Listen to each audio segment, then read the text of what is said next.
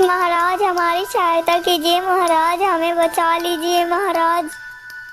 अरे पहले आप लोग शांत हो जाइए, बताइए हमें कि आप लोगों की क्या तकलीफ हो रही है। राजा के पूछने पे गांव के सारे लोग बारी बारी से राजा को सुअर के बारे में बताते हैं। अरे आप लोग पहले शांत हो जाइए। मंत्री जी, जिन जिन लोगों को पहले नुकसान हुआ है उनको 10-10 स्वर्ण मुद्राएं दे दी जाए। और हाँ, पूरे राज्य में ये घोषणा करवा दीजिए कि जो कोई भी राजा को वो सुअर लाकर देगा, मुर्दा या जिंदा, तो मैं उसे मुंह मांगी कीमत दूंगा।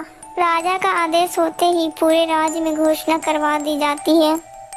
सुनो सुनो सुनो, महाराज ने ये घोषणा करने को कहा है कि उस सुअर को जो कोई भी महाराज के सामने जिंदा या मुर्दा लेकर जाएगा तो महाराज उसे मुंह मांगी कीमत देंगे। सुअर इतना खतरनाक था कि किसी की भी हिम्मत नहीं हुई कि कोई उसे पकड़ने के लिए जा सके।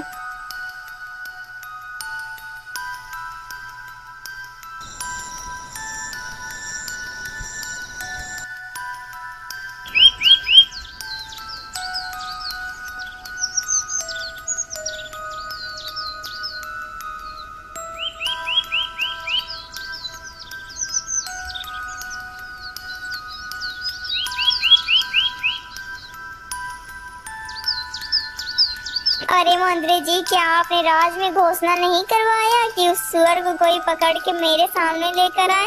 क्योंकि अभी तक तो कोई भी नहीं आया है उस सुअर को लेके। महाराज मुझे क्षमा कीजिए, लेकिन मैंने पूरे राज में ये घोषणा करवाई थी। लेकिन महाराज मुझे लगता है वो सुअर बहुत ही ज्यादा खतरनाक है, इसलिए कोई भी व्यक्ति अपनी जान को जोखिम में डालना नहीं चाहता है।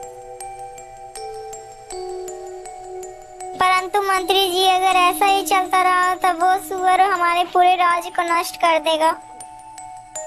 महाराज, उस सुअर को पकड़ना या उस सुअर को मारना किसी आम आदमी के बस की बात नहीं है। मंत्री जी, अब मुझे लगता है कि मुझे यह शर्त को बदलना पड़ेगा। मंत्री जी, आप जाइए और पूरे राज्य में घोषणा करवा दीजिए कि अगर कोई भी उस सुअर को पकड़कर मेरे सामने लाएगा तब मैं उससे आधा राज और अपनी पुत्री का विवाह उसी से करवा दूंगा।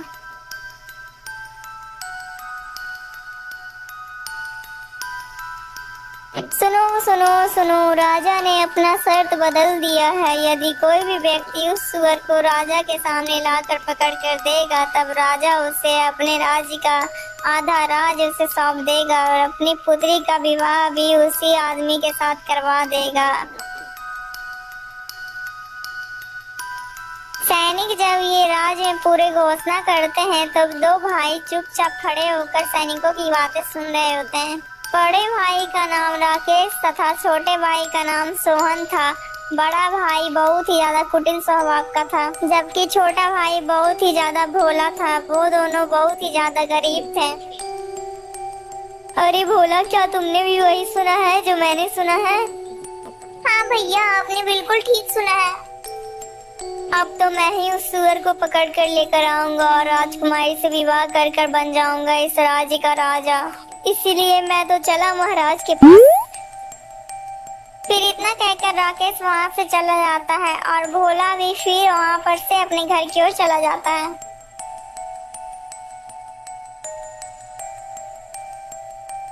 महाराज, मैं लाऊंगा उस दुष्ट सुअर को मारकर राजकुमारी से तो सिर्फ मैं ही विवाह करूंगा। आप विवाह की तैयारी कीजिए महाराज, मैं जल्दी वापस आऊंगा। इतना बोलकर राकेश जंगलों की ओर चला जाता है और उसका छोटा भाई भोला अपने पिता को सारी कहानियां सुनाने लगता है। पिताजी, भूखे रहने से तो अच्छा है ना कि कोई वीर का काम कर कर ही मरे। पुत्र, तुम ऐसा क्यों बोल रहे हो? तुम अपने आप को ही क्यों कोसते रहते हो?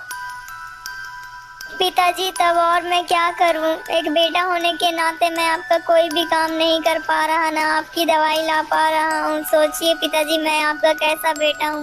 भैया तो कुछ भी नहीं करते पिताजी, भैया तो दिन भर इधर उधर घूमते रहते हैं। मैं अकेला घर चला रहा हूँ, मैं क्या करूँ पिताजी? पुत्र, तुम दुखी मत रहो, भगवान पर भरोसा रखो, एक दिन सब ठीक हो जाएगा पुत्र।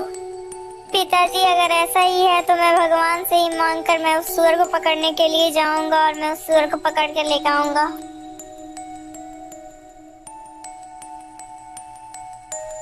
ठीक है बेटा, यदि तुम्हारी यही इच्छा है तो तुम जा सकते हो। ठीक है पुत्र, तुम जाओ, ईश्वर तुम्हारी हमेशा सहायता करेगा। ठीक है पिताजी, अब मैं चलता हूँ। इतना बोलकर फिर भोला अपने घर से महल की ओर निकल पड़ता है और वो फिर जल्दी ही महल भी पहुंच जाता है।